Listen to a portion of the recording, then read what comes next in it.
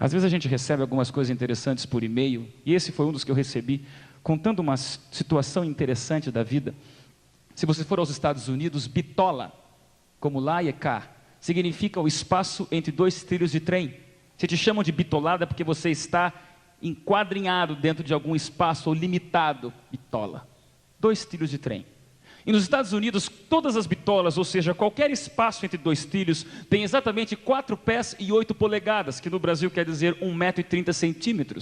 Descobriram que esse tamanho veio porque os trens americanos eram os antigos trens ingleses, e todos os trens ingleses na Inglaterra também possuem como distância entre 2 rodas, e os trilhos de trem, as bitolas das estradas de ferro inglesas, 1,30 m. Da onde veio esse tamanho? Resposta simples. As mais antigas ainda, fábricas das antigas locomotivas e trens ingleses, eram as antiquíssimas fábricas das mais antigas ainda, carruagens inglesas. E aproveitando o maquinário, o mesmo espaço entre as rodas das carruagens inglesas também era de 1,30 m.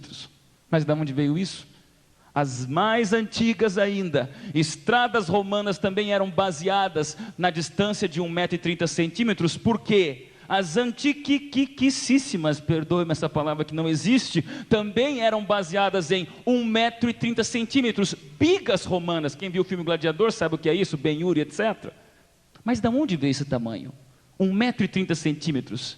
Descobriu-se que com o passar dos séculos, 1,30 m seria o exato espaço para você acomodar confortavelmente 2 traseiros de cavalo. Pastor, o senhor vai começar pregando sobre traseiro de cavalo hoje? Sim. Por uma única razão, há poucos anos atrás, a NASA, que você sabe muito bem o que é, queria lançar um novo ônibus espacial chamado Space Shuttle, onde eles gostariam que os tanques de combustíveis sólidos fossem um pouco maiores. Não sei se para a propulsão ser um pouco mais forte, enfim, gostariam de aumentar esses tanques e a NASA não pôde aumentá-los por uma única razão e simples. A única fábrica que faz esses tanques de combustíveis sólidos fica não na Flórida e Cabo Canaveral, mas num estado chamado Utah. E o transporte desses tanques de combustíveis sólidos não é por navio, não é por avião, não é por caminhão, muito menos ônibus ou carro. O único meio de transporte seguro para levar esses tanques de combustíveis sólidos até Cabo Canaveral é qual? Trem. E as centenas de quilômetros que o trem percorre para levar esses tanques de combustíveis sólidos até a NASA, percorre pelo menos 5 túneis. E os túneis restringem o tamanho desses tanques de combustível sólido, porque os túneis foram baseados em que tamanho? 1,30 m. Jovens de Tatuí, quem diria que a conquista espacial do homem moderno em pleno século XXI seria limitada pelo tamanho de 2 traseiros de cavalo? Você não imagina o passado que você tem. Você não imagina as influências que você recebe. Jovem, essa noite eu quero falar para você que você não é aquilo que você está sendo aqui, você é aquilo que você foi até aqui, e existem inúmeras influências que fazem parte da tua vida, que a consequência, o resultado é você, no ano 2004, assistindo o culto essa noite.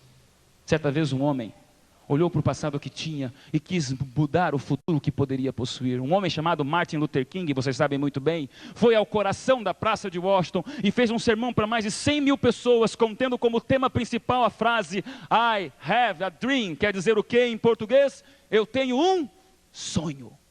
Queria mudar o mundo marginalizado pelo racismo, queria mudar o mundo que desigual, que tornava as pessoas diferentes apenas pela cor, excluía as pessoas. Sermão esse que lhe custou uma vida.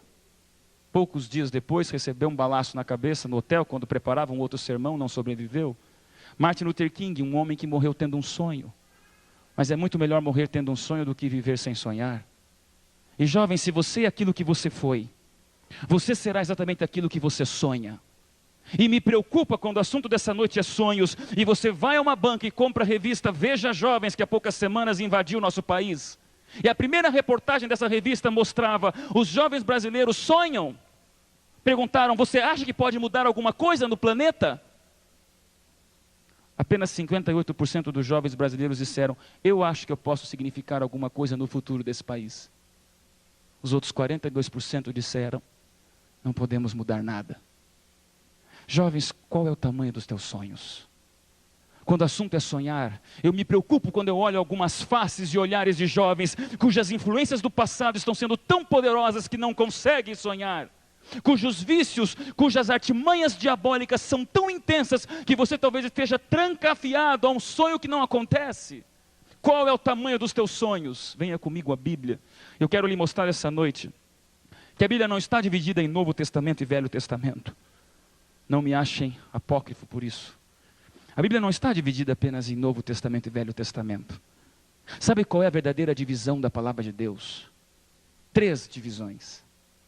3 divisões completamente desproporcionais. 3 divisões radicalmente diferentes, porque a primeira divisão da Bíblia está em Gênesis 1 e 2. Gênesis 1 e 2, jovens desta igreja, mostra para você um Deus que sonhava com você sendo perfeita. Gênesis 1 e 2 mostra um Deus que criou um Éden onde as pessoas eram eternamente felizes. Gênesis 1 e 2 era o lugar onde eu e você deveríamos estar. Primeira divisão da Bíblia, os sonhos originais de Deus. Terceira divisão da Bíblia, venha comigo, Apocalipse 21 e 22, os últimos 2 capítulos da palavra sagrada. Em Apocalipse 21 e 22 você vê novamente um Deus que ama, um Deus que sonha. É esse mesmo Deus que então radicalmente, com um processo fantástico chamado redenção, reconstrói os sonhos eternos na vida de cada um de nós. Gênesis 1 e 2, sonhos originais de Deus. Apocalipse 21 e 22, sonhos restaurados de Deus. E querida igreja, tudo que fica entre Gênesis 1 e 2 e Apocalipse 21 e 22 é um tremendo lapso nos planos eternos, chamado pecado. Por que estamos aqui essa noite? Por causa do pecado. Por que você cantou meio sem jeito e não conseguiu soltar a voz do jeito que você pode soltar até o final da semana? Pecado. Por que você vem e se sente desconfortável, às vezes olhando para as pessoas ao seu lado? Pecado. Vivemos entre Gênesis 1 e 2 e Apocalipse 21 e 22, e Deus nos manda sonharmos com esse Apocalipse, quando Deus restaurará todas as coisas. Ouça um amém? Por isso que Deus foi a um lugar. Jesus, quando estava nessa terra em pele humana, Jesus visitou um lugar que retrata exatamente essa desproporcional divisão da Bíblia entre Gênesis 1 e 2 e Apocalipse 21 e 22. Vamos a João capítulo 5, 2 a 4. Eu leio para os jovens, na Bíblia, na linguagem de hoje, gosto dessa declaração, lemos juntos. Dentro da cidade, perto do portão das ovelhas, estava o tanque de Betesda, rodeado por 5 terraços ou alpendres cobertos. Multidão de doentes, coxos, cegos ou com membros paralíticos, estavam nos terraços esperando por um certo movimento d'água, porque um anjo do Senhor vinha de vez em quando e agitava a água. E a primeira pessoa, apenas a primeira pessoa a descer do tanque depois disso ficava curada. Um dos homens que se achavam ali estava doente há 38 anos. Quando Jesus viu este homem e soube há quanto tempo estava doente, perguntou: "Você gostaria de ficar bom?" "Eu não posso", respondeu o doente, "porque não tenho ninguém para me ajudar a entrar no tanque depois do movimento da água." Jovens, venham comigo ao ponto turístico de Jerusalém. Piscina é lugar de festa, piscina é lugar de gente curtindo, piscina é lugar de gente empurrando gente, piscina é lugar de gente dando gargalhadas, piscina é lugar de gente feliz. Só que você iria comigo ao tanque de Betesda em Jerusalém e ali sentiria tudo menos alegria. O pior tipo de gente, as pessoas doentes, as pessoas moribundas, as pessoas com febre, as pessoas com acessos de bronquite, as pessoas aleijadas, as pessoas cegas. Você entraria comigo junto com Cristo e daríamos um passo para trás, porque o cheiro seria horrível. Tanque de Betesda era um lugar onde as pessoas gemiam. Tanque de Betesda era um lugar onde jovens se encolhiam. Tanque de Betesda era um lugar onde pessoas esperavam a chance de serem felizes. Venha comigo ao tanque de Betesda. De repente alguém grita: "A água mexeu", todas as pessoas se empurram, umas pisam sobre as outras, não querem saber, fortes pisando em fracos, todos puxando outros, todos pulando em outros, até que alguém tentasse entrar, todo mundo ao mesmo tempo, ninguém descobria quem era o primeiro. No final, alguns morriam à beira dos tanques, pisoteados pelos mais fortes.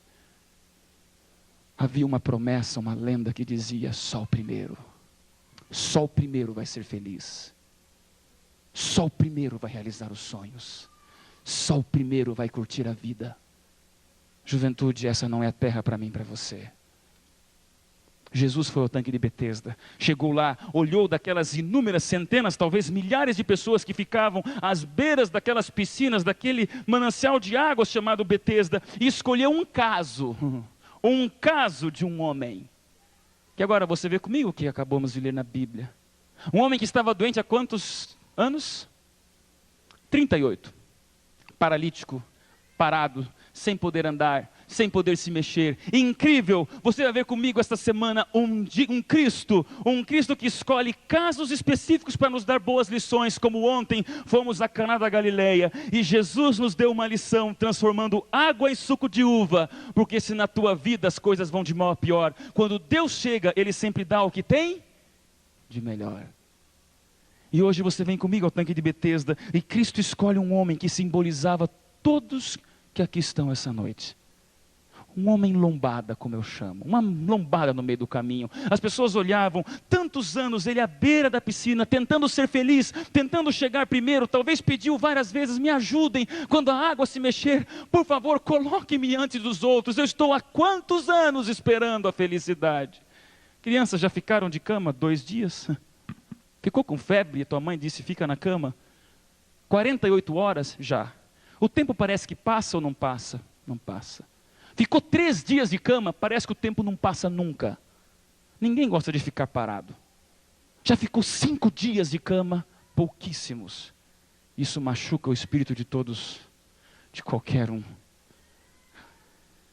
Imagine você ficar 14.000 dias da tua vida esperando ser feliz. 14.000 dias implorando a chance de você curtir a vida. 14.000 dias à margem de um sonho. Por isso que Cristo escolheu aquele rapaz que envelheceu à beira de um sonho, rapaz que perdeu os sonhos com o passar do tempo, rapaz cuja vida foi gasta à margem da chance de ser feliz. Jovens, não parem de sonhar. Cristo escolheu aquele homem por uma razão. Ele representava algumas semelhanças que nós temos com ele. Se prepare, porque agora eu quero que você perceba que eu e você também temos um pouco de homem lombada. Quer saber por quê? Primeira semelhança que nós temos com aquele homem paralítico no tanque de Betesda. Complexo de culpa. Você lembra teus últimos pecados? Você lembra de quando você jogou lama na cruz? Você lembra quando foi a última vez que cerrou seus punhos e deu um soco na face de Deus? Ellen White nos comenta que esse jovem, na sua juventude, cometer algum pecado cuja consequência foi ficar paralítico pelo resto da vida. Ele não nasceu paralítico. Ele ficou paralítico por algum momento onde insanamente perdeu as qualidades mentais, a prudência e os princípios, e alguma coisa aconteceu para que ele ficasse o resto da vida lembrando de quando errou, lembrando de quando pisou na bola com Deus, como muitos jovens dizem por aí, vai numa escola e converse com um jovem. Jovem, quando foi a última vez que você errou? É incrível como Deus perdoa, mas o diabo faz a gente sempre se lembrar daqueles nossos erros. Lembranças nos perseguem e lembranças também nos paralisam. Eu falo essa noite para algum jovem que está aqui sorrindo, bem arrumado, mas no fundo você lembra dos teus pecados com 10 anos. Talvez você esteja parado porque há 3 anos você cometeu um erro tão grande que você está paralisado. A comissão lhe chama para uma função, não posso porque eu pequei. Teus pais lhe dizem, participe na igreja, jamais sou um pecador. A gente lembra. Mude de cidade, mude de nome, mude de sobrenome, mude de planeta, mude de profissão, mude de país, aonde quer que você for, as lembranças te acompanham. Dizem por aí que memória é a única coisa que um cirurgião plástico não consegue remover com bisturi a laser. Estão aqui dentro. E você lembra dos teus piores momentos nessa vida. Jovens, quantos de vocês não estão paralisados pelo complexo de culpa que você tem? Pelas lembranças e memórias que às vezes te mostram como se você estivesse sempre aquém do céu. Vejo jovens paralisados e trancafiados num passado, enquanto foram feitos para viver no futuro, mas a gente se parece com aquele homem lombada no tanque de Betesda. Segunda semelhança, essa pega praticamente todo mundo dessa igreja. Complexo de inferioridade. Já teve a sensação de fazer a tua vida perder? Teve a sensação de você levar a tua vida perdendo? Último da fila, último das coisas, últimos dos sonhos. Aquele jovem lombado no tanque de Betesda tinha tudo para se sentir inferior. É exatamente você. Todo mundo é melhor que você, todo mundo passa a perna em você, todo mundo é mais rápido que você. O que é que você sonha? Parece que tudo está contra seu favor. A gente sorri, a gente acha engraçado, mas no fundo, o complexo de ser inferior, de ser o pior, o último da fila, o último na escola, o último nos sonhos, dói. Escola. Falando em escola, você quer ser um bom aluno, você é uma tragédia horrorosa. No final do bimestre, boletim sanguinário, né? Só nota vermelha. Professora com educação te chama de deficiente, para não dizer outras coisas. Não dá certo na vida acadêmica, vai tentar na vida esportiva. E às vezes a sensação do mundo competir, de você ser feliz, você passar os outros para trás, coitado, a sensação que você tem na competição da vida é essa. Quem que não fica complexado com uma situação assim? Vai jogar esporte? Claro que sim. Sinuca, na primeira tacada já rasga o pano. Ping-pong, segura a bolinha e taca a raquete. Vôlei, mina de ouro, joga a bola nele porque nele a bola cai no chão. Ponto. Não dá certo no esporte, não dá certo na vida acadêmica. Lá vai você tentar outras coisas. E incrível, mas o tempo vai passando e tudo que é desajeitado é para você. Você já está cansado de se sentir sempre o último nas coisas. Tudo que tiver que dar errado, vai dar errado com você. Além do esporte, além da escola, música. Então eu vou ser um grande cantor. Quem sabe eu vou ser um grande cantor, grande maestro. Por favor, professor Zé Newton, faz um teste de voz comigo, porque eu quero descobrir o potencial que eu tenho de voz. E ele vem e marca uma aula contigo. Com carinho, senta ali ao piano, você vem até de gravata borboleta para o teste. Ao lado ele diz, então canta um hino para eu ver pelo menos a tessitura de voz sua. Você escolhe o hino bem junto a Cristo, sabe de cor. Respira fundo, vou entrar logo no coral, já vou fazer solo. Ele começa a te acompanhar e você começa a cantar. Solta a sua voz, ele vai ficando vermelho. Solta a sua voz, vai ficando mais vermelho. Solta mais a sua voz, ele vai ficando agora meio engrupinhado. E você vai soltando a voz, e você quer cantar, começa a fazer seus vibratos. E ele vai ficando desesperado, sua fio cachoeiras na sua testa. De repente, quando você está antes da terceira estrofe, ele para a música, fecha o piano e diz... Você quer cantar? Sim, eu acho que eu nasci para isso. Por quê? Vai fazer aula de judô que é melhor. Não dá certo na vida musical, desafina até batendo palma. Não deu certo na vida musical, não deu certo na vida esportiva, não deu certo na vida acadêmica. Não toca na vida, pastor. Vem a vida sentimental. Tantos nãos que o celibato já é uma boa opção. Fila de vagas para você, não de candidatos. O sonho de você ser feliz, parece que tem tanta gente que está procurando outros, que a solidão é grande. Sensações como hoje, a geração Orkut, que você tem que participar dessa sala de bate-papo se você for convidado. Ultrapassou Messenger, ICQ, Mirk, etc. Só entra se é convidado pelos teus amigos. E quando o assunto é vida emocional, sentimental, a sensação de não ser convidado por ninguém dói. Vão ficando para titio e titia, isso dói. Esses dias eu estava conversando com um adolescente que virou jovem e me disse, pastor, na minha adolescência, eu falei, pois não, pastor, quando eu tinha 13 anos, pois não, 13 anos, sim, com 13 anos eu era tão rejeitado, como? Tão rejeitado, diz logo garoto, pastor, eu era tão rejeitado com 13 anos que comigo nem ioiô voltava. É duro a sensação de solidão. É duro a sensação de você se sentir assim, rejeitado, abandonado pelas pessoas. A sensação de complexo de inferioridade pega todo mundo. Você já se sentiu assim? E Jesus escolheu aquele homem lombada no tanque de Betesda exatamente porque ele parecia, nós, com nossos complexos de inferioridade, com nossas lembranças, com nossas lutas, todos parecem contra você. Lei de Murphy, sempre a teu favor. Terceira semelhança. E essa semelhança, sim, agora é 100% dos brasileiros e dos seres humanos do mundo. Crise de baixa autoestima. Olha alguns jovens, algumas jovens lindos. Mas no fundo a gente tem nossas crises de baixa autoestima. Você que gostaria de se sentir bem mais bonito, você que tem seu inimigo número 1, seu arqui-inimigo número 1 no seu quarto, o espelho, porque o reflexo quando você acorda é exatamente esse. Sensação de ser feio. Sensação de ser horroroso, já teve isso? Todo mundo quer ser bonito, claro. O mundo joga para você algumas personalidades fantásticas, a imagem, os estereótipos de pessoas lindas. Claro, você quer ser Daniela Sicarelli, Gisele Bündchen, Henri Castelli, Cauã, Rodrigo Santoro. Às vezes acorda de manhã se sentindo Fernanda Lima. Se levanta, hoje eu sou Fernanda Lima. Pisa no chão se sentindo Fernanda Lima. E você vai andando no seu quarto sentindo Fernanda Lima, linda. Vai para o seu guarda-roupa sentindo Fernanda Lima. Abre o seu guarda-roupa, hoje eu sou a Fernanda Lima. Quando abre o seu guarda-roupa, dá de cara com o espelho que olha para você e diz, mas tu é feia, hein? Isso dói, porque a sensação é essa, de ser horroroso. E eu falo isso porque tem gente que não gosta do corpo que tem, é perna fina, perna grossa, cintura que não curte, nariz que cresceu demais, cabelos a mais, cabelos a menos, testa estranha, queixudo, é braço grosso, braço fino, cresceu demais, cresceu de menos, não gosta do rosto que tem, uma pinta no lugar errado, dente torto, orelha que não curte, na verdade ninguém gosta de alguma parte do corpo. E a baixa autoestima pega todo mundo, sensação de ser feio. Ou você é tremendamente feliz com a tua beleza, parabéns, é o primeiro. Todo mundo não gosta. E você percebe isso no mundo. O mundo que promete uma série de coisas, a gente se sente feio. Quer ver? Mulheres. Vai dar um presente para uma mulher. Marido sabe o que eu estou falando. Você compra um vestido lindo. Teu 13º no vestido. Se ele é 1 centímetro maior, a esposa vai dizer o quê? Ele acha que eu sou gorda.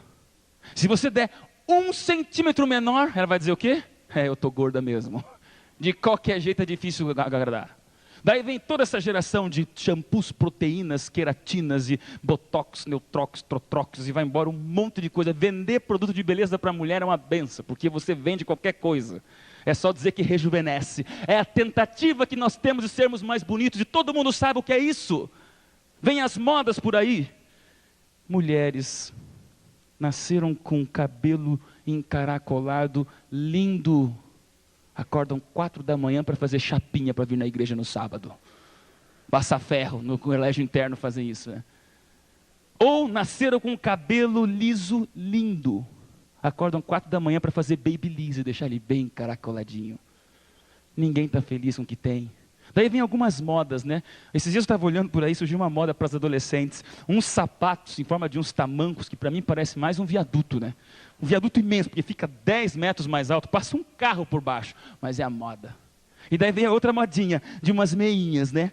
Umas meinhas todas cheias de faixinhas coloridas. Usam até o joelho, parece picolé napolitano.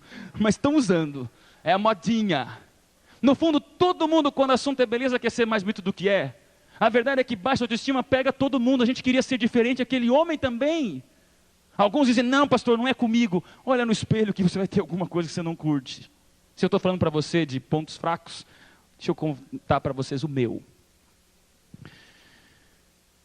Quando eu nasci, Deus me deu um dom que eu até hoje não entendi qual é a razão de ser. Mas na minha infância eu tinha meu ponto fraco. Doía, porque as pessoas zombavam. Tamanho do pé. É verdade, porque quando eu tinha não mais do que 14, 15 anos, estava ali antes do ensino médio ainda, 8ª série, não tinha mais do que 1,65 m, era baixinho, magrinho, 45 quilos, patético. E o pé já era do número 41. Está olhando o quê? Cresci e as pessoas começavam sempre a zombar. Os colegas de sala, era sempre essa era a piada. Você viu o pé do Odailson? Cheguei no ensino médio, cresci 5 centímetros. E o pé pulou para o número 42. Até que finalmente, por volta do 3º ano do ensino médio, ainda eu continuava bem magro, um pouco baixo. E o pé já era o número 43. Tamanho que até hoje continua. E na época era o ponto turístico da turma, não sei porquê, todo mundo zombava, o pé do Odailson. Um cumprimento que machucava, me inventava até assim, em vez de dizer assim, oi Odailson, tudo bem? Faziam assim, oi Odailson, tudo bem? Eu e o pé. Isso dói. Mas um dia chegou o limite máximo, quando no ensino médio, 3º ano, um dia entra a professora coordenadora, que ia dizer ali, dar um teste para nós sobre habilidades profissionais. Estávamos perto do vestibular. O professor entrou na sala, 40 alunos no colégio Curitibano Adventista. olhou para a turma e perguntou de cara: quem aqui já sabe o que é que vai ser na faculdade? Eu lá no fundão, me senti no meu grande momento. Levantei e falei: professora, eu sei. A turma virou toda para trás. O Daílson: pois não, Daílson, o que é que você vai ser? Respirei fundo e disse: eu vou ser um pastor. Ouvi o eco, porque foi lindo. Esse era o meu momento. A professora olhou, a turma deu alguns risinhos. E esse momento durou pouco. Porque enquanto eu me senti um pastor, um meu colega, Judas em forma de traição, né, do outro lado se virou e ficou em pé junto comigo e disse: Odaílson, ou melhor, pastor Odaílson. Falei: lá vem. A professora achou estranho a turma parada. Ele disse: você não está seguindo os planos de Deus para você. Eu olhei para ele e falei: como assim? Deus não lhe chamou para ser pastor. Eu fui ficando assustado: mas me chamou para quê? Deus te deu um outro dom maior. Eu falei: mas o quê? Deus te chamou para ser um grande esportista. Eu falei: mas esportista, não jogo bola, não curto muito alguns esportes, no máximo sei nadar ali um pouco, mas que estranho, não, nenhum desses. E agora a turma ficou estarrecida, a professora queixo caído e eu curioso. Ele olhou e disse: você foi chamado pelos céus para ser um surfista, porque já nasceu com 2 pranchas no pé. Pé, e ficou lá soando. Doeu, hoje virou piada, a gente cresce, 1,78 m com pé 43, não tem nenhuma desproporção. Mas meus queridos jovens, naquele dia doeu. E eu quero falar para você essa noite que nós nos parecemos com um homem lombada no tanque de Betesda, quando olhamos para o nosso passado, quando olhamos para os nossos complexos e quando sentimos a nossa autoestima lá embaixo. Estou falando para jovens que não gostam do jeito que são. Estou falando para moças que olham mais os defeitos do que as virtudes. Estou falando para você cujo passado te deixa preso às atividades da igreja que te chamam para você participar. Jovens, não é fácil você lidar com teus problemas, a gente sabe disso, mas Deus sabia disso, por isso foi lá no tanque de Betesda, para lhe dar 3 conselhos. 3 conselhos básicos, nunca esqueça. Primeiro deles: nada é tão ruim na vida que você não consiga piorar. Quer saber? O dia foi horrível, a semana não deu nada certo, teus pais não te entenderam naquela dificuldade. Não se preocupe, jovem, porque você ainda dá um jeitinho de piorar. Nada é tão ruim que você não consiga dar um jeitinho de piorar ainda mais do que está. Está com a cabeça no chão? Não interessa, abre um buraco e põe dentro. Sempre tem um jeitinho de você dar uma piorada nos teus problemas. E juventude, quando o assunto é piorar, tem gente pedindo para bater palma ainda, né? Tenho medo de jovens que olham os problemas e pioram o que já está ruim. Segundo o conselho: se nada é tão ruim que não consiga piorar, o que tem a sua atenção tem você. Qual é o tamanho dos seus horizontes, jovens? Qual é o tamanho do mar onde você pesca a sua vida? Eu olho para alguns jovens cuja igreja parece ser tão pequena, os planos são tão minúsculos, tão mesquinhos, que você parece ser pescador em poça de asfalto. Falo para jovens que não pensam mais do que 10 anos, falo para jovens que não pensam mais do que os próximos 50 anos. O que é que você vai fazer da tua vida, querido jovem? Você tem que pensar no tamanho dos seus horizontes. Nada é tão ruim que você não consiga piorar, o que tem sua atenção tem você, e você é aquilo que você pensa. Essa foto vocês já viram pela internet, mas retrata muito bem o estado de espírito de alguns jovens. Tem jovens que vivem assim: você pensa de você o que você se torna. E agora eu quero falar um pouquinho à sua mente, querido jovem, que às vezes está pensando tudo que não presta e ainda quer pedir que Deus lhe dê voos de águia. Me preocupa quando os jovens querem dar voos de águia, mas estão tendo vidas de marreco. Você nunca irá dar voos de águia se o teu horizonte são do tamanho de marreco. Deus chamou a juventude dessa igreja para fazer diferença. Deus chamou você, jovem, para ser diferente, para ser melhor do que você tem sido. Deus sonha com o espetáculo que você pode ser nessa terra. Por isso que agora você vem comigo ao tanque de Betesda. Jesus olha aquele homem lombada, com traumas de consciência, com complexos, com baixa autoestima, e pergunta: você quer ser curado? O homem olha para Deus em pele humana e diz: Senhor, não tem ninguém que possa me jogar na água. Deus do lado dele, e ele olhando uma piscina. O poder do lado dele, ele olhando água. A mente alcança o nível das coisas que observa. Se você observa o que não presta, você logo não vai entender mais. Deus do teu lado te promovendo o maior milagre da tua vida. É por isso que a Bíblia nos mostra que Jesus naquele momento olha para esse homem lombada. E João nos descreve uma palavra que até então não havia sido usada no Novo Testamento. Imediatamente Jesus olha para aquele homem e diz: então, jovem, toma o teu leito e anda. 14.000 dias sem sentir o dedão do pé. 14.000 dias sem sentir nada. O tanque de Betesda para, os discípulos dão um passo para trás, queixos caem e todas as pessoas olham um homem que há mais de 38 anos não andava. Ele dá um pulo pela primeira vez em 14.000 dias, dizendo: amém, eu estou curado. Eu não posso imaginar, no céu eu quero assistir essa cena, porque eu imagino o grito que esse homem deu quando disse: Senhor, eu estou andando. Igreja, a Bíblia é fantástica, jovens que pararam de sonhar. Jovens dessa igreja, esqueça tudo que eu lhe falar essa noite, mas não esqueça que você foi feito para sonhar. E o mais gostoso do sonho não é quando você acorda, mas quando através de Jesus, esse sonho se transforma numa realidade. Chega de sonhar, acordar e ver que a vida é um pesadelo. Chega de você ficar dormindo esperando que ninguém te acorde porque o sonho é mais gostoso. Chegou a hora de você, graças a Deus, se levantar e realizar os sonhos que Deus tem em você e por você.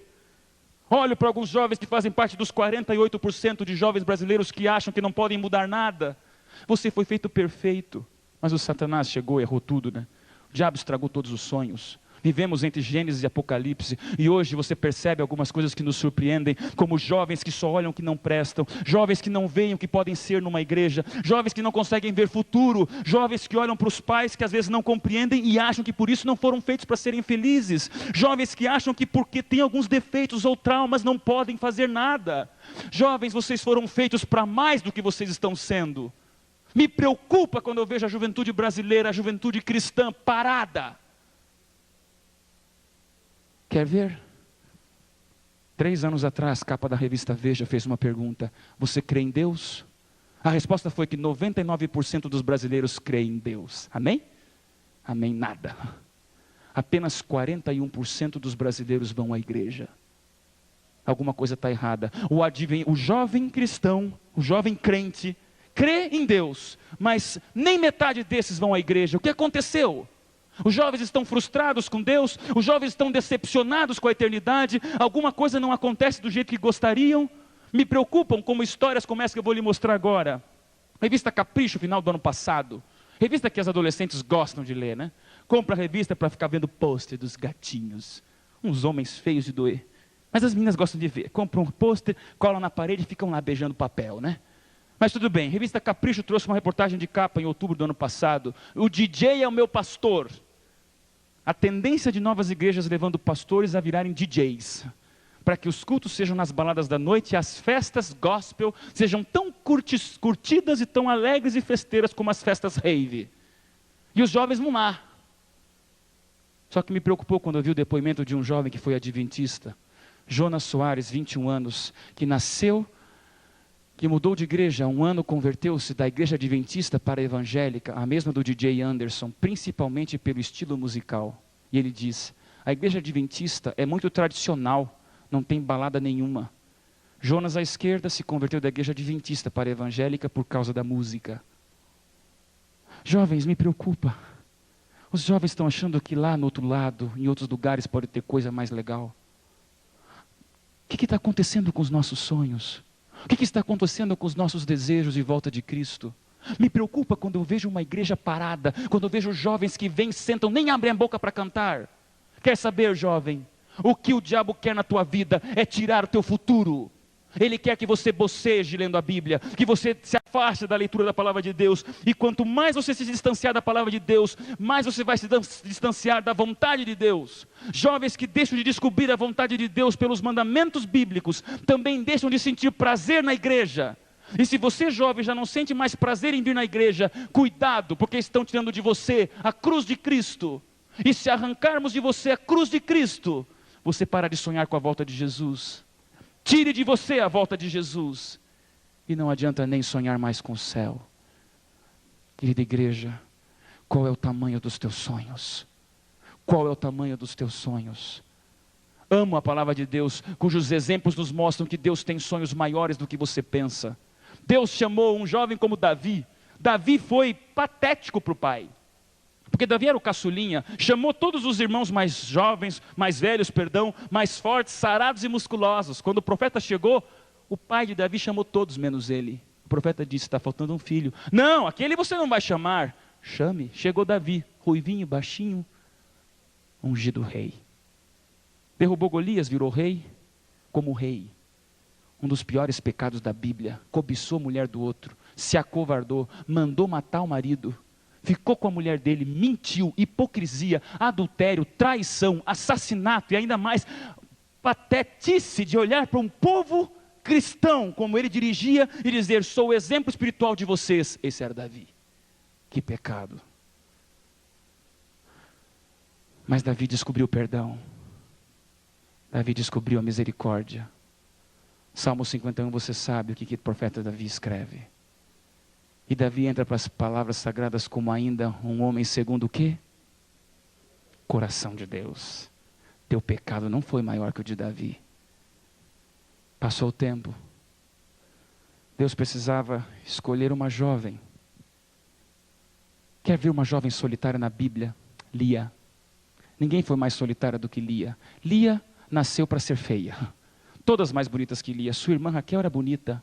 Sua irmã Raquel era linda. E Lia, a Bíblia nos diz que tinha olhos baços, não era agradável aos olhares. Desde pequenininho as visitas chegavam, olhavam Raquel, mas que linda sua irmã. Lia é bonitinha. Dizem por aí que bonitinho é o feinho enfeitadinho. Que horror. Quando cresceram, adolescência, chegavam as visitas, Raquel era recebida por todos com um sorriso. Lia, vai trazer suco de laranja, vai lá na cozinha. Chegaram na juventude, filas de namorados para Raquel, fila de vagas para Lia, foi ficando para titia, solitária. Não me pergunte como, mas a verdade é que o pai de Lia fez algo tão absurdo que colocou Lia para casar por engano no lugar de Raquel. Quando amanheceram depois da noite de núpcias, o marido olhou para Lia e disse: mas não foi com você quem eu casei. Se coloque no lugar dela. Isso é solidão. Para o resto da vida ser chamada de vice-esposa. Para o resto da vida ser chamada de segundo lugar. Para o resto da vida saber que o teu amor foi por engano. Como é que você se sente jovem quando se sente sozinha? Como é que foram as noites de Lia quando percebia a solidão que tinha? Pastor, que planos Deus teria para Lia? Deus tinha planos lindos para Lia. Passaram-se décadas, séculos. Deus em pele humana escolheu uma genealogia da qual o próprio Jesus Cristo seria descendente. Igreja, Jesus foi descendente da tribo de Judá. Judá foi filho de quem? Lia. Um dia no céu, Lia vai saber os planos de Deus. Até para Lia, Deus tinha planos lindos. Assim como Deus tinha planos maravilhosos para um homem chamado Moisés. Ah, queridos homens de cabelos um pouco mais brancos, eu digo a vocês, não chegou o momento de se aposentarem da esperança. Não chegou o momento de se aposentarem dos planos de Deus. Ainda não chegou a hora de você parar de trabalhar pela volta de Cristo. Quando Moisés achou que tudo tinha acontecido, era o momento de parar na sua cadeira de balanço, vendo netinhos correrem. Deus aparece e diz: Moisés, é agora que você trabalha para mim. Eu amo essa história, porque Moisés olha para Deus e diz: Senhor, eis-me aqui, enviarão. Não, Moisés, é você que eu quero. Ah, meus queridos irmãos, os planos de Deus são maiores do que vocês pensam. Maria não deveria ter mais do que 18 anos quando nasceu Jesus. Você sabe pela história. Os homens casavam um pouco mais tarde, mas as mulheres era o costume, no máximo até os 18, 19 anos, já estarem casadas. E Maria não deveria ser nenhuma exceção à regra.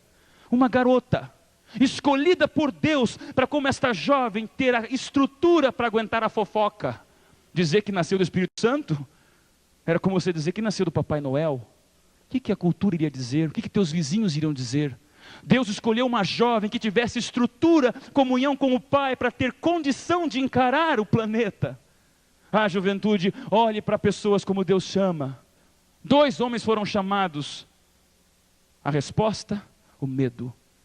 Então Deus olha para uma moça, não mais do que 17 anos. Quando vinha no culto de oração para falar, traduzia, gaguejava, crises de bronquite. anêmica, nem se formou na escola primária. Você não chamaria Ellen White, você não escolheria ela para o teu time de coringas, você não chamaria ela para ser o teu grande atacante. Deus escolheu essa jovem e diz, é você. Sabe o que ela disse? Eis-me aqui, Senhor. Quando Ellen White se apoderava de visões, os céus invadiam seu coração. Meus jovens, não duvidem dos planos de Deus para você, uma das maiores escritoras do mundo moderno. Com uma mensagem de esperança, uma jovem que se colocou nas mãos de Deus. Juventude dessa igreja, qual é o tamanho dos teus sonhos? Deus é o maior especialista em realizar coisas aumentadas com pessoas diminuídas. Me preocupa quando você olha seus limites, enquanto Deus olha as suas possibilidades. Me preocupa quando você olha seus defeitos, enquanto Deus olha as tuas virtudes. Juventude, você foi feito para ser mais do que você está sendo. Deus tem sonhos para você, quer saber? Grife, risque, rabisque, mas nunca esqueça na Bíblia o que está em Isaías 55, 8 e 9. Porque os meus pensamentos não são os vossos pensamentos, nem os vossos caminhos os meus caminhos, diz o Senhor. Porque assim como os céus são mais altos do que a terra, assim são os meus caminhos mais altos do que os vossos caminhos, e os meus pensamentos mais altos do que os vossos pensamentos. Sabe qual é o tamanho dos caminhos de Deus para você? Abacuque 3:6. Os caminhos de Deus são eternos. Jovem, essa noite foi para você parar para pensar qual é o tamanho dos teus caminhos, qual é o tamanho dos teus sonhos. Pelo amor desses céus, eu te pergunto, qual é o tamanho dos teus desejos? Pensa em 30 anos nessa terra, pensa em ter apenas dinheiro para comprar um bom carro, pensa apenas em conseguir aquela garota que você sonha, e isso é tudo na vida. O que é que você pensa para os teus próximos 500 anos de vida, jovem? Os planos de Deus são eternos, e eu amo um Deus que sonha com o céu. Eu amo uma palavra de Deus que nos mostra que fomos feitos para sermos eternos. Eu amo esse Jesus que diz, vocês não foram feitos para se reunir numa igreja assim, foram feitos para estar embaixo da árvore da vida comigo, amém? Igreja, é hora de você parar para pensar nos sonhos que você tem. Porque o mais gostoso dos sonhos não é quando você acorda, mas quando através de Jesus, este sonho se transforma numa realidade. Por que eu prego assim? Por que eu falo assim para você? Sabe por quê, jovens? Se nós estamos vivos, é porque nós temos sonhos a serem realizados. 1998.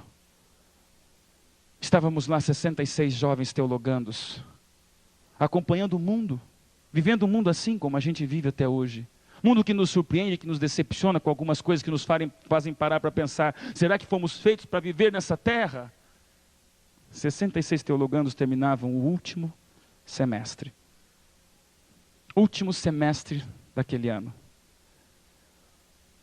Era o mês de julho e nós tínhamos acabado a prova de escatologia. O professor, última prova do curso de teologia naquele semestre, na verdade era o penúltimo, perdão. Nós fomos e aquela prova foi maquiavélica. Uma prova simples, tinha algumas questões objetivas e no final uma única pergunta: escreva nas próximas páginas tudo o que você sabe sobre escatologia, volta de Jesus e últimos eventos. Uma prova para você ficar a manhã inteira. Nunca me esqueço, estávamos lá no NASP, Engenheiro Coelho. Nós 66 teologandos, ainda sem o chamado dos homens, mas convicto dos chamados de Deus. Começamos a prova às 8, ficamos pelo menos até às 11 da manhã fazendo aquela prova. Os alunos começaram a sair, eu fui ficando. Entreguei minha prova quase meio-dia.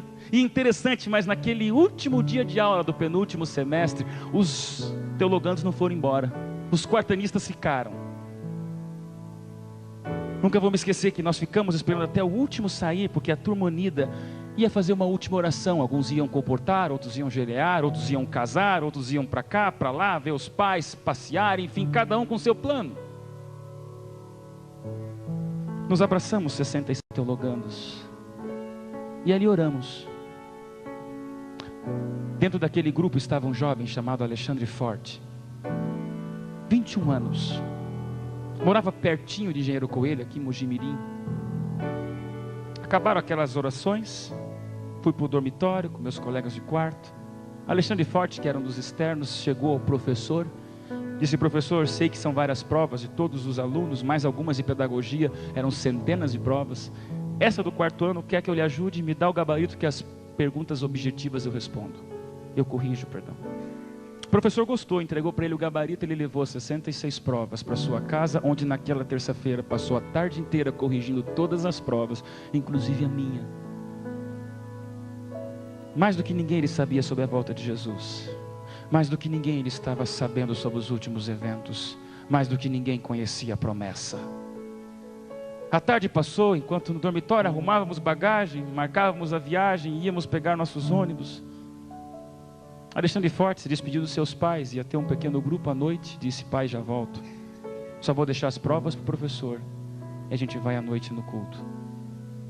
Pegou seu fusquinha, voltou. Chegou no colégio, bateu na porta da casa do professor, que foi recebido com um sorriso, cansado, provas nos braços. Professor, aqui está, missão cumprida. O professor agradeceu as 66 provas corrigidas, e ali Alexandre Forte se despediu do professor, se despediu do colégio, e poucos minutos depois se despedia da vida. 1998, esse jovem voltava para sua casa naquela terça-feira ao entardecer. Virou uma das curvas daquelas estradas que pelo jeito ainda não foram duplicadas nesse trecho. Quando virou a curva, deu de cara com 2 caminhões que ultrapassavam, não deu espaço nem de jogar o carro para o acostamento, ele foi embaixo de um caminhão instantaneamente. Alexandre Forte morreu na hora. Alguns minutos depois, naquele quarto, chegava uma notícia muito estranha. Jovens do 4º ano, o Alexandre Forte parece que morreu. No nosso quarto 305, ninguém entendeu nada, todos éramos quarto-anistas ali. Ninguém entendeu, fomos à recepção e ali estava o grupo dos teologandos, todo mundo chegando assustado, ninguém entendia nada, mas todos começaram a entender a notícia: Alexandre Forte morreu. Ninguém acredita porque jovem não morre. Ninguém acredita porque jovem se sente eterno. Ninguém acredita porque um jovem de 21 anos nunca vai parar para pensar que a vida pode estar acabando no próximo minuto da tua vida. Manhã seguinte ninguém viajou, ninguém pegou ônibus, ninguém foi para casa. Todos nos reunimos naquela capela. E pela primeira vez me pediram para reger um hino numa situação que eu nunca tinha regido. Bem junto a Cristo. No funeral do Alexandre Forte. Jovens.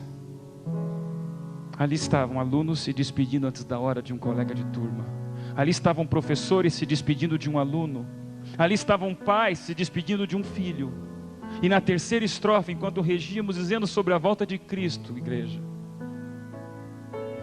meus braços pararam, porque ali chegou no fundo da igreja uma jovem de 20 anos que chegava às pressas de Brasília. Uma noiva que veio se despedir do seu futuro marido, poucos meses depois casariam. Não entrou, ficou parada, até cair a ficha e entender o que estava acontecendo. Ficou no último banco. Juventude, naquele momento meu coração de jovem deu um passo para trás. Às vezes a gente para pensar que a vida parece ser eterna. Não, ninguém morre. Não, os sonhos de Deus são maiores. Por que você conta isso, pastor? Sabe por que eu conto? Porque você tem que entender uma coisa: Deus não está mais paciente com esse mundo do que eu e você. Deus não está mais tranquilo com esse mundo do que eu e você. Deus não está numa cadeira de balanço ou dentro de uma rede, achando que o mundo vai acontecendo, as pessoas vão se despedindo antes da hora, e você vive essa vida achando que sonho é essa terra. Jovens, a pergunta não é por quê, a pergunta não é para quê. Sabe qual é a pergunta certa, jovens? Até quando, Senhor? Até quando, Senhor, vamos viver do lado de cá do céu? Até quando, Senhor, vamos viver essa vida? Até quando, Senhor, vamos ficar lutando em meio a sonhos que não acontecem? Até quando, Senhor, esse mundo vai continuar? Jovem, por que você sonha pequeno? Por que você olha teus complexos? Por que você olha tua baixa autoestima mais do que a esperança na volta de Cristo?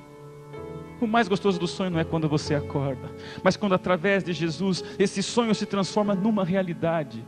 Uma realidade linda de um Deus que de uma vez por todas vai curar todas as feridas. Jovens, vocês foram feitos para serem mais do que vocês pensam. E eu tenho medo quando eu vejo jovens que pararam de sonhar. E essa noite eu quero fazer um convite a você, jovem. Qual é o tamanho dos teus sonhos? Qual é o tamanho do Deus que você crê? Alexandre Forte aguarda a volta de Cristo. E desde aquele dia eu entendi que se eu estou vivo é porque Deus tem um ministério para os jovens. Desde aquele dia eu sinto que Deus tem um sonho para os jovens, que se estão vivos é para encurtar o tempo para verem Jesus voltando logo. E tem jovens que ficam olhando o nariz que não gosta, a perna que não curtem, o peso que tem demais, as lembranças que não acontecem. Existem jovens que só veem o que não presta, enquanto Deus te chama para você sonhar. E eu pergunto mais uma vez, qual é o tamanho dos teus sonhos? Qual é o tamanho dos teus sonhos? Essa noite eu quero fazer um convite aos jovens dessa igreja.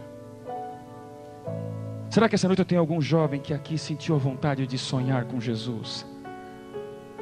É um monte de coisas que você ouve, você ri, mas você de uma vez por todas tem que parar para pensar qual é o próximo ano da tua vida. Você está pronto para a volta de Cristo? Jovens, a semana está só começando, mas eu quero fazer um apelo a você.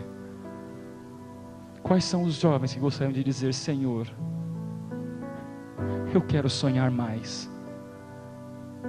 eu quero estar pronto, eu quero ser usado? Tenho jovens assim aqui essa noite. Eu gostaria de pedir que você se levantasse e viesse aqui.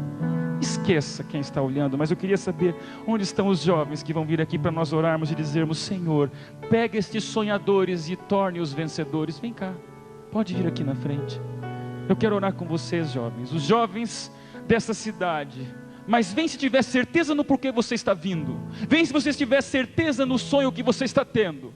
Melhor ainda se você estiver ao lado de um jovem que vai abraçar você e ficar abraçado aqui na frente. Vem, jovens. Jovens desta igreja, desses distritos, jovens que querem sonhar mais, abrace quem está do seu lado. Tem um jovem sozinho aqui, vem e dá um abraço, fica junto. Igreja, o que é que Deus pode fazer com um batalhão de jovens assim? Sonha em grande. Ouçam essa música, é uma música que fala sobre sonhos. Se te der vontade de sonhar, o mais gostoso do sonho não é quando você acorda, mas quando através de Jesus este sonho se transforma numa realidade. Ouça essa música, dá tempo de você vir. Gostaria que cada jovem estivesse abraçado a outro jovem, sentindo o calor humano. O céu pode começar aqui se você sonhar do jeito certo. Que Deus te abençoe. Amém.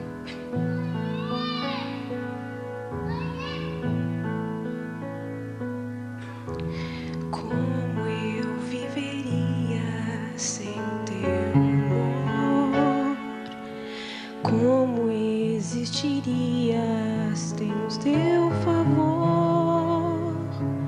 Num cantinho do universo aqui estou, Senhor. Mesmo assim consegues me encontrar. Hoje descobri que sou especial. Não existe neste mundo alguém igual. Pai, das tuas mãos eu vim e sei pra onde vou.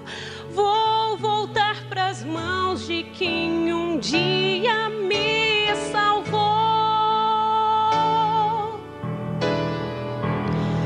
Isso faz de mim um vencedor.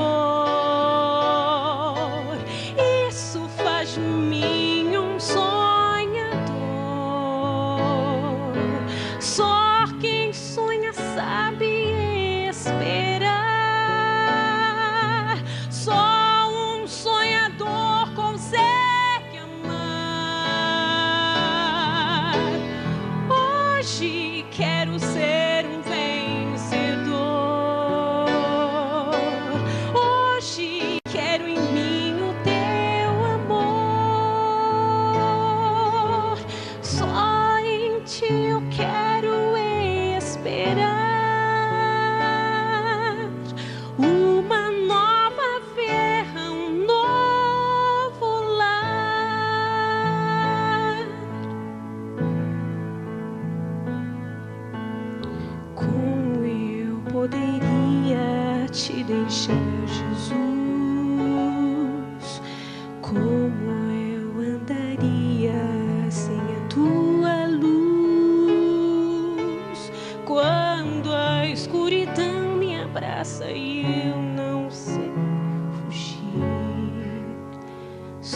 tu podes vir me consolar.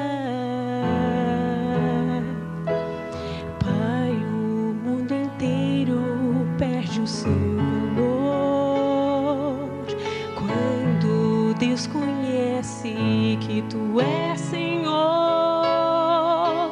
Eu agora entrego inteiramente o meu viver. Só na tua força sei que poderei crescer. Isso faz de mim um vencedor. Isso faz de mim um sonhador. Só quem sonha sabe esperar. Só um sonhador consegue amar. Hoje quero ser um vencedor. Hoje quero em mim o teu amor. Só em ti eu quero esperar. Uma nova terra, um novo lar. Eu vou orar com você, jovem. Mas eu quero que você ore também. Só você sabe os teus sonhos. Só você sabe o teu passado, eu não sei. Mas nós dois sabemos o Jesus que nos ama, amém? Nós dois sabemos o Deus que nos perdoa. Para de sonhar pequeno. Você foi feito para muito mais. Se houver ainda algum jovem que queira vir aqui à frente, venha. Se não, eu quero orar com toda essa igreja juntos. Jesus vai voltar mais cedo pelos teus sonhos, amém? O mais gostoso do sonho não é quando você acorda, mas quando através de Jesus esse sonho se transforma numa realidade. Que Deus abençoe você. Vamos orar. Pai, só tu conheces os jovens nesse momento. Só tu conheces essas lágrimas que estão correndo. Tu sabes para que jovem foi o sonho dessa noite. Nesse momento, Senhor, o Espírito Santo se apodera de cada mente, cada coração, para que o perdão seja derramado do tamanho da cruz. Não existe jovem tão longe que não possa ser alcançado. E esses jovens que aqui estão, abraçados a outros braços de jovens, Senhor, são jovens que querem ir para o céu. São jovens que querem sonhar grande. São jovens que não vão ficar nesta terra, Senhor.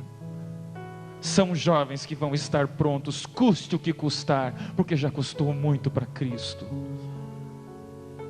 Reconstrói nossos sonhos. Liberta-nos do nosso passado. Faz-nos olhar nossas virtudes. E que todos estejamos lá. Que todos estejamos para sempre. Que todos estejamos prontos, Senhor. Em nome de Jesus te agradecemos. Amém, Senhor.